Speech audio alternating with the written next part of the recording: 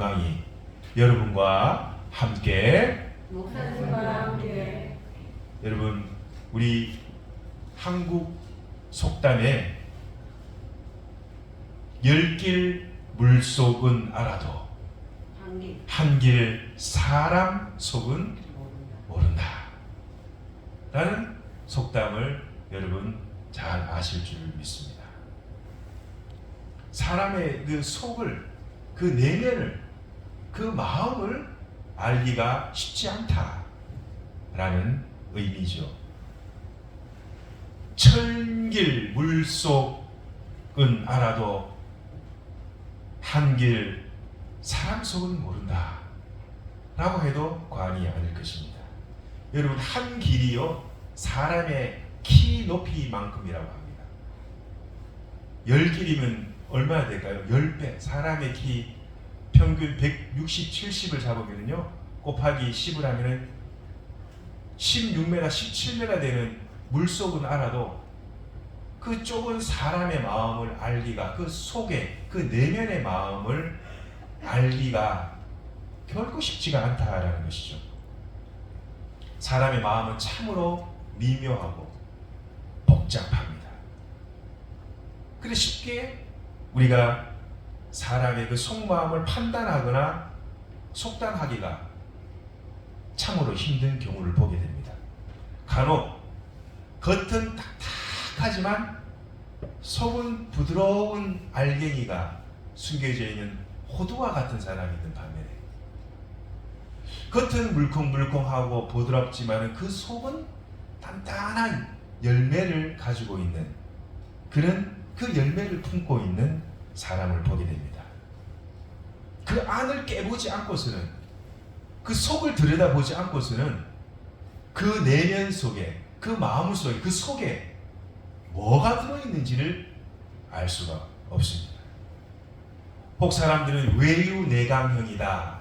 외유내강. 겉은 아주 부드러워 보이지만은 내강.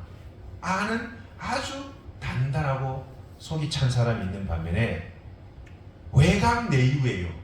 겉은 엄청 강해 보이지만 알고 보면은 그 속은 너무나도 어린아이와 같은 약한 마음을 가지고 있는 사람도 보게 됩니다. 여러분은 어디에 속해 있나 여러분 자신에게 한번 물어보시기 바랍니다. 겉은 부드럽지만 속은 단단한 알맹이가 있는 사람인지, 아니면 겉은 부드럽지만 속에 단단한 열매가 있는지, 아니면 겉은 단단하지만 속은 그야말로 손으로 문드러 버리면 그냥 깨져버리는 그런 열매를 가진 사람인지 오늘 한번 여러분 스스로에게 한번 물어보시기 바랍니다. 사도 바울은요 이 로마 감옥에서 이 에베소서라는 그 편지를 쓰면서 에베소서 교인들에게, 성도들에게, 믿는 사람들에게 몇 가지 하나님 앞에 간구합니다. 그것이 뭐냐면 우리가 오늘 함께 보았던 16절에 나옵니다. 16절에 보면 이렇게 말씀합니다. 그의 영광의 풍성함을 따라 그의 성령으로 말미암아 너희 속사람을 능력으로 강건하게 하옵소서. 사도 바울이 에베소서 교인들을 위해 무릎 꿇고 기도하면서 첫 번째 하나님께 어떤 기도를 올리느냐? 하나님이 에베소서 교인들이 속사람이 아주 단단한 사람이 되게 역사하여 주시옵소서. 이걸 기도하는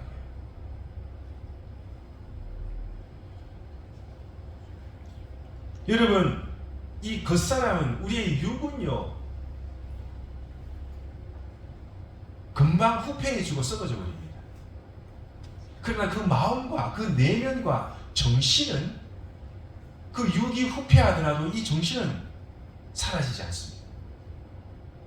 우리나라 새마을 운동을 일으켰던 우리 박정희 대통령은 돌아가셨지만은 그 박정희 대통령이 일으켰던 그 새마을 운동의 정신은요 아시아에 있는 나라들이 대학교를 와서 배우고 갑니다. 그 정신과 내면은요 살아있다는 거예요. 인간의 육과 이 몸은 후패할지라도 그 스피릿, 그 정신은 영원토록 남아있는 줄을 믿습니다. 그래서 사도 바울은 기도할 때 하나님이 이 성도들이 건강하고 육이 튼튼해지기를 간구한 것이 아니라 그 내면이, 그 본질이, 그 정신이, 그 스피릿이 강해지기를 하나님 앞에 간구드렸던 것입니다. 우리 인간의 존재의 근본이에요. 왜냐하면 우리 인간은 육의 사람인과 동시에 하나님의 이 영이 우리 마음에 깊이 자리 잡고 있기 때문입니다. 우리가 어떻게 하면 이 내면이 강해집니까? 우리가 묵상하고 노력하고 한다고 우리 내면이 강해지는가요? 아닙니다. 내면은요, 오늘 말씀과 같이 성령의 능력으로 강해지기를 구한다라고 사도 바울은 고백합니다. 성령이 뭡니까? 하나님의 영이에요. 없는 것도 있게 하시는 창조의 영이에요. 무에서 유로 만드는 하나님의 이 능력의 영이에요.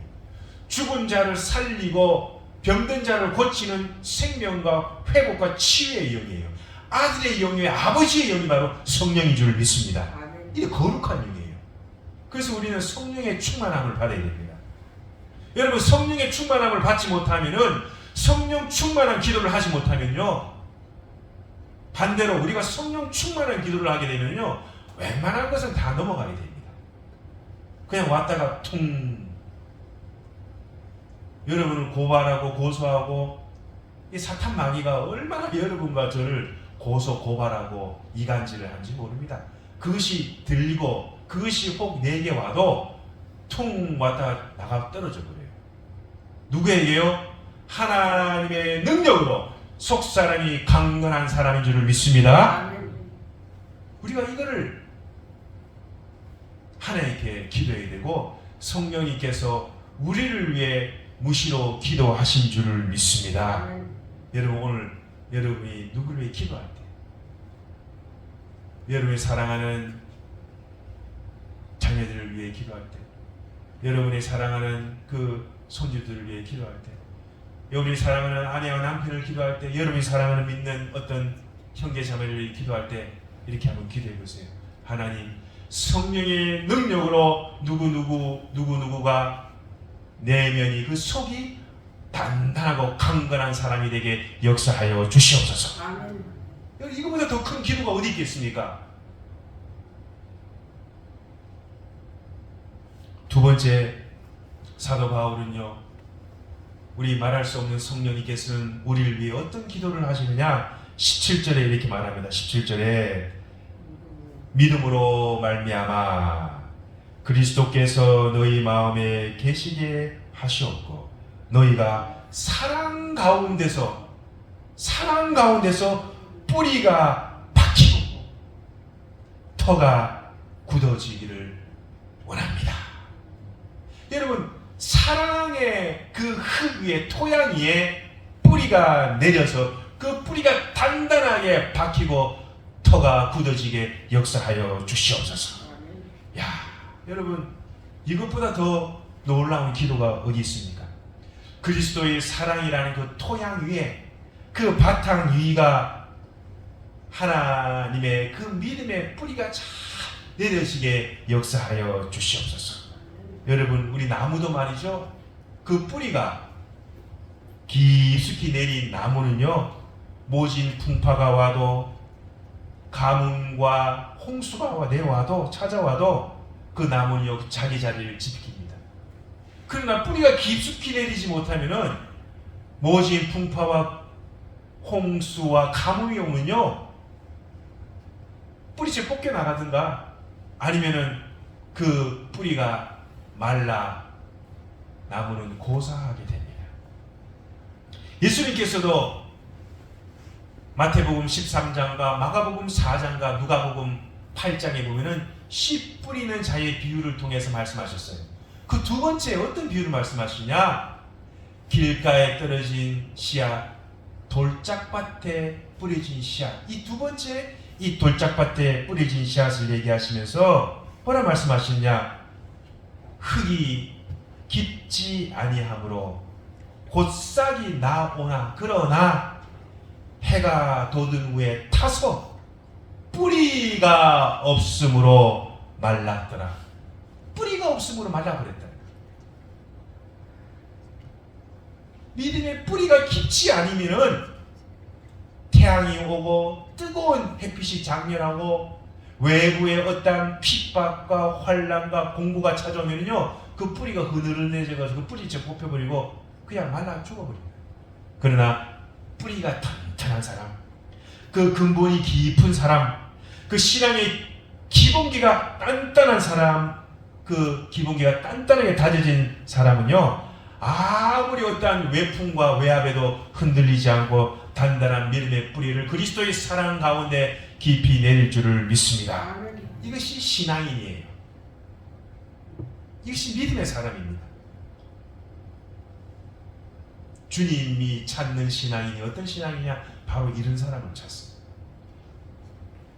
하나님께서 만물을 둘러보시면서 진짜 믿음의 신앙의 뿌리가 깊이 박혀있는 그 사람을 찾으시고 그 사람의 기도를 들으신 줄을 믿습니다.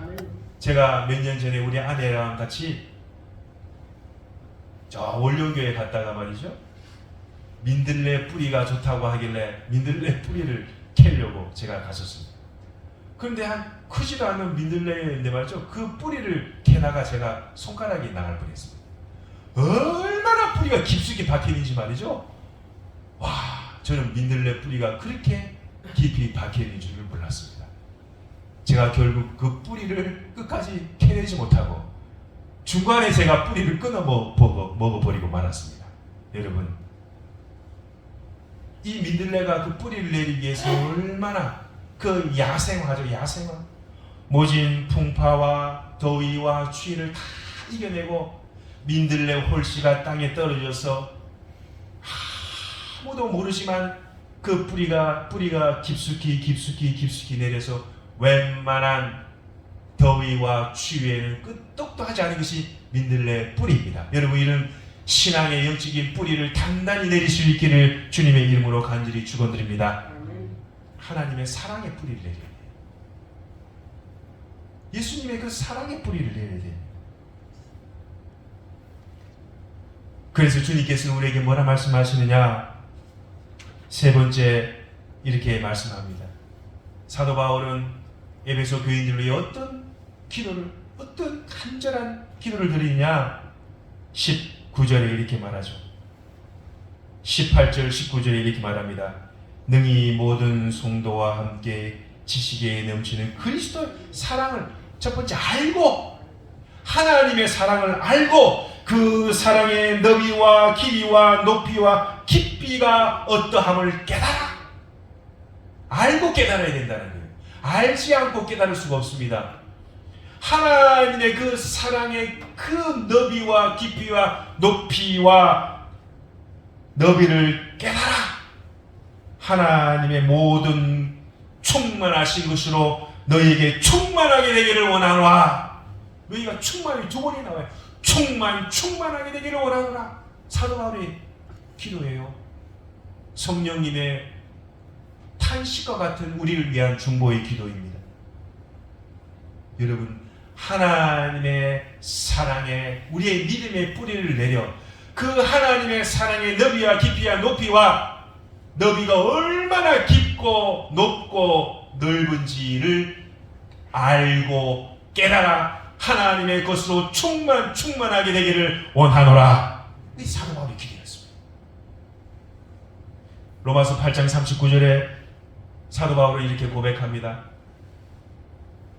높음이나 깊음이나 다른 어떤 피조물이라도 우리 주 그리스도 예수에 있는 하나님의 사랑에서 우리를 끊을 수가 없느니라.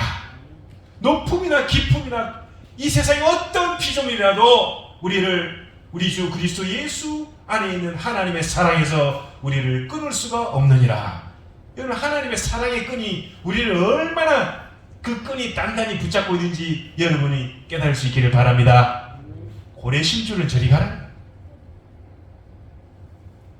여러분, 고래심줄 아시죠? 하나님의 사랑의 끈이 고래심줄과 비교가 안 됩니다. 찬송가 304장에 뭐라고 말합니까? 하나님의 그 크고 넓은 사랑, 하늘을 두루마리 삼고 바다를 먹물 삼아도 하나님의 그 높고 오묘하고 기쁘신 하나님의 그 사랑을 내가 다 일일이 쓸 수가 없다, 기록할 수가 없다 라고 작사가는 말하고 있습니다. 사도 바울은요, 전국적으로 우리에게 뭐라 말씀하시느냐? 하나님이 너를 얼마나 사랑하시는지 아니? 하나님이 우리 교회를, 저와 여러분을 얼마나 사랑하고 있는지 너희는 아니? 그 넓이와 길이와 깊이와 높이를 이 세상의 어떠한 도구로도 측량할 수가 없어. 주님의 그 사랑과 은혜를 잊지 말거라.